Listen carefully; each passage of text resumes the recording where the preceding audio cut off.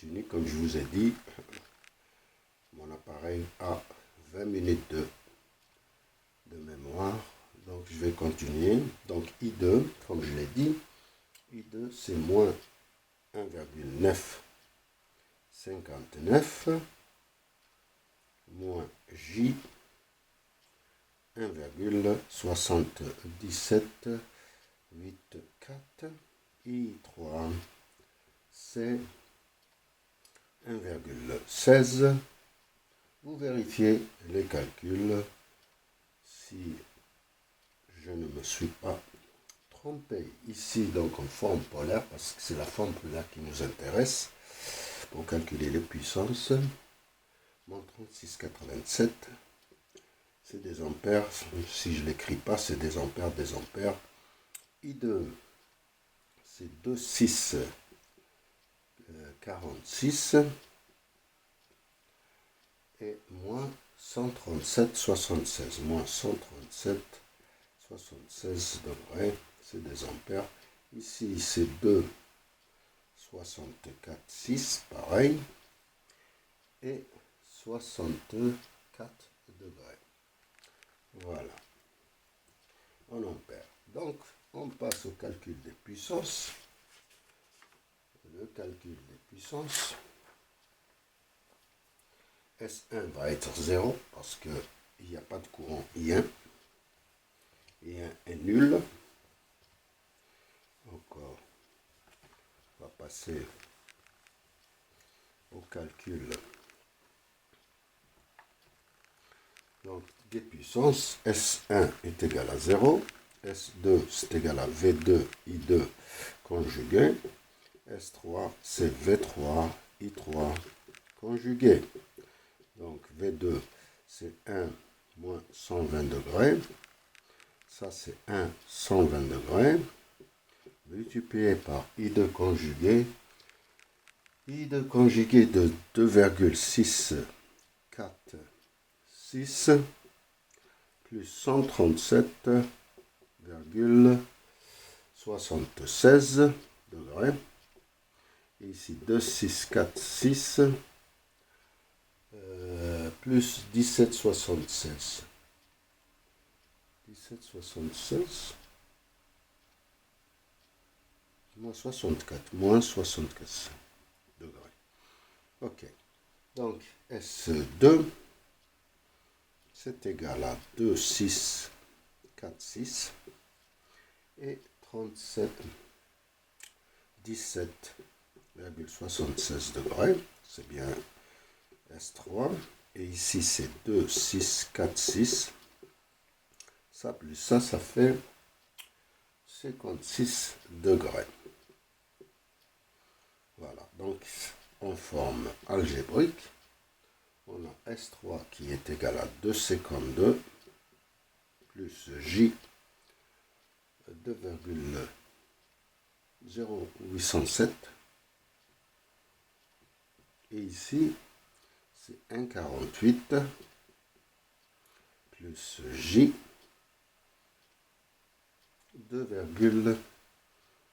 19,36. La somme de deux S total, c'est égal à 4 plus J 3. Je l'écris ici. S est égal à 4 plus J3.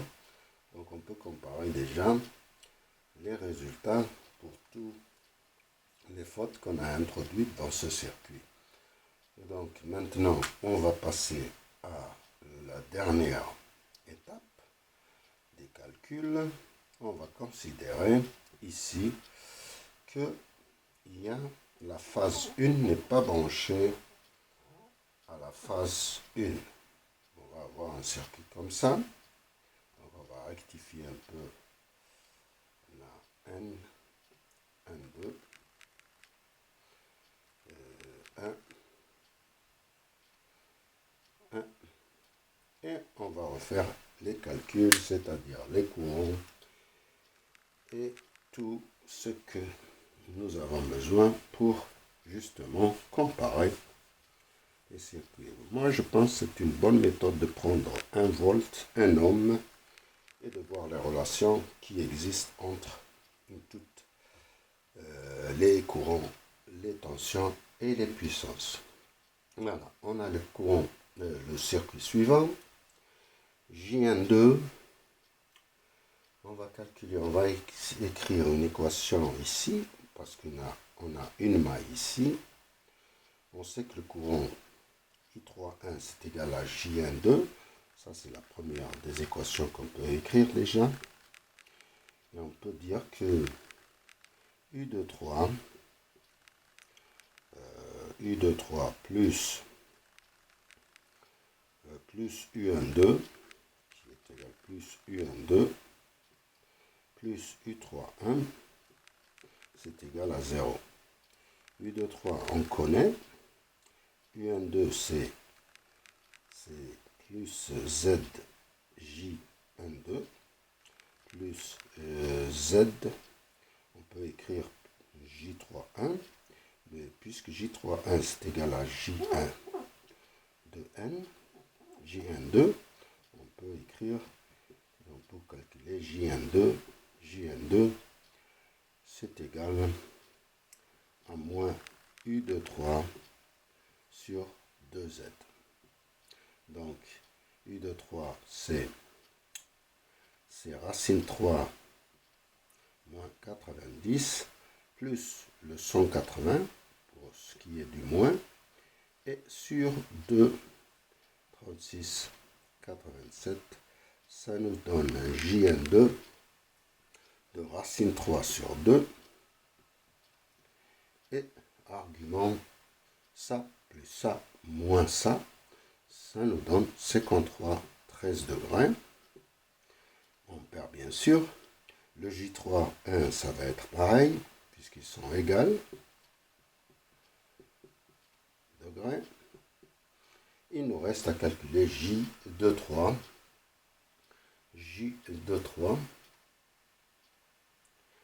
Ouais, J23, où est-ce qu'on va le calculer? J23, on le calcule. J23, c'est tout simplement U23 sur Z. U23, c'est racine 3 moins 90 degrés. Ouais. Et Z, c'est 1,36 87 degrés. Donc, c'est racine 3 moins 126 87 degrés. Voilà. Et on passe au calcul des courants de ligne. Donc, on a les formules. Donc, j'ai calculé tout ça. On va passer au calcul des courants. Ça, c'est les courants de phase, les courants de ligne maintenant qu'il faut calculer. Voilà, je réécris les courants.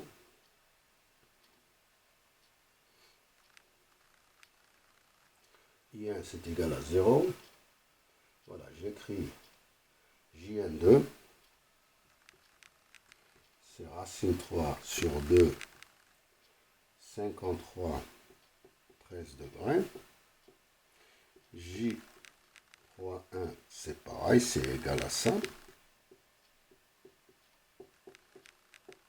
Et J23 c'est racine 3 moins 126, 87 degrés.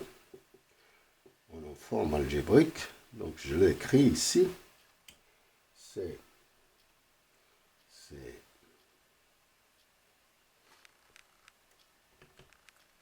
C'est racine 3 sur 2 et 0,6 plus J08. C'est le sinus, le cosinus de 53 et le sinus de 53. Alors là, c'est racine 3 sur 2. C'est pareil, 0,6 plus J08. On perd. Là, c'est racine 3 moins 0,6 moins J08.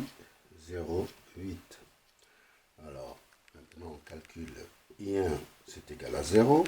I2, c'est égal à J23 moins J12. I3, c'est égal à J31 moins J23.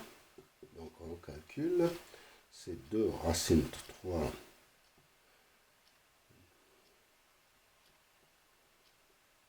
racine 3 sur 2, si on multiplie par 2, j de 3 multiplié par 2 divisé par 2, moins 0,6, moins J0,8, moins J12, moins J12, moins racine 3 sur 2, 0,6, plus J0,8. Voilà, ici, J31, ça racine 3 sur 2, c'est ça. 0,6 plus J0,8 moins J de 3. J de 3, c'est 2 racine 3 sur 2 et moins 0,6 et moins J0,8. Moins 0,6 et moins J0,8. Ça nous donne un courant I2. Je vais vous donner le résultat, c'est moins 3 racine 3 sur 2. Vous vérifiez 0,6 plus J0,8. I3, ça fait 3 racine 3 sur 2. 0,6 plus J0,8. On forme polaire ce qui nous intéresse parce que c'est le calcul de puissance. Ici, c'est 3 racine 3 sur 2. Argument, moins 126. Puisqu'on aura ici plus 180, 36 ou bien moins 180, plus 36, ça nous donne 126, 87 degrés. Et ici 3 racine 3 sur 2 et 53, 13 degrés. Je vais faire vite avant que l'appareil s'éteigne. Alors, on va calculer maintenant les puissances. Et on a fait tout le tour.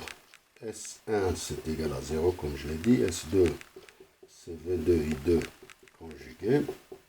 S3, c'est V3, I3 conjugué. C'est égal.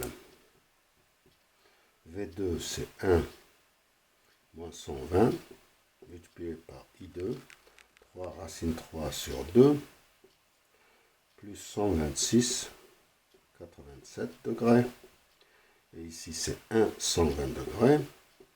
Multiplié par 3 racine 3 sur 2, moins 53, 13 degrés. Donc S2, c'est égal à 3 racine 3 sur 2, 6,87 degrés. S3, c'est égal à 3 racine 3 sur 2 et 66, 87 degrés. Ça nous donne une puissance active de 2,58 plus J0,31, c'est bien ça. OK. Et ici, c'est 1,02 plus J de 39,1. 2,39,1. Ça nous fait une puissance totale de 3,6 plus J 2,7. Donc ici, on peut écrire que la puissance ici, elle est de 3,6 plus J 2,7 volts ampères. Voilà. On a fait tous les exercices qu'on avait planifiés. Donc ça, c'est le système symétrique. Ça, c'est quand une phase est ouverte.